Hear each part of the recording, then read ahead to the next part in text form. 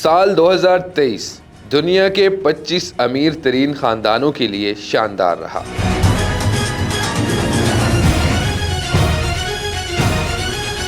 Abu Dhabi का हुक्मरान ख़ानदान दौलतमंदी में सबसे आगे निकल गया।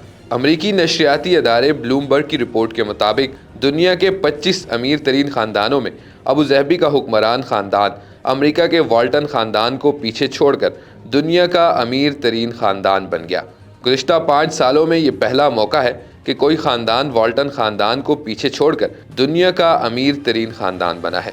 ब्लूमबर्ग के मुताबिक पहली बार हाउस ऑफ नहयान सालाना दर्जाबंदी में शामिल हुआ है। रिपोर्ट के मुताबिक अबूज़हबी ख़ानदान अल नहयान के असासे 305 अरब डॉलर हैं। उनके बाद वाल्टन ख़ानदान 259.7 अरब डॉलर के साथ दूसरे नंबर पर है, जबकि तीसरे नंबर पर फ्रांसीसी लग्जरी फैशन हाउस हर्मेस मालकान है, जिनकी दौलत 150.9 अरब डॉलर है। पालतू जानवरों की प्रोडक्ट के हवाले से मशहूर अमरीकी ख़ानदान मार्स चौथे नंबर पर है, जिनकी दौलत 141.9 अरब डॉलर है।